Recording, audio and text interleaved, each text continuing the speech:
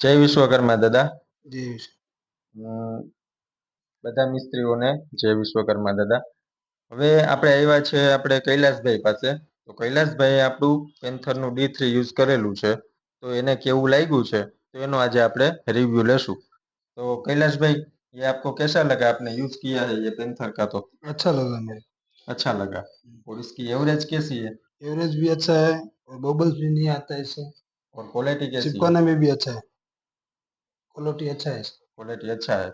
दूसरे के कंपेयर में कैसा लगा आपको? दूसरे से ये बेटर है। बेटर है। अच्छा। और ये आपने कितने घंटे में इसका फिनिशिंग किया था? मैंने 2-3 घंटा बाद में फिनिशिंग लगाया। 2-3 घंटे में फिनिशिंग हो जाता है ना? अच्छा। सूख तो जाता है, जल्दी सूख जाता है। હા, તો મિત્રો આપણે ખાલી વાત કરીએ છીએ એવું નથી, પણ અત્યારે આપણે ખરેખર મિસ્ત્રી પાસેથી રિવ્યુ જોઈએ કે કેવું છે, બરાબર, તો આપણને વધારે આઈડિયા આવે. તો કૈલાસભાઈ યુઝ કરેલું છે અને કૈલાસભાઈને બધો આઈડિયા હતો.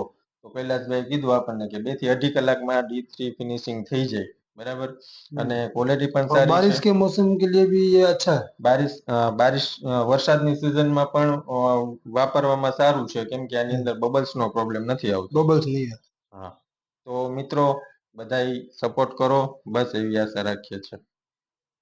ઓકે.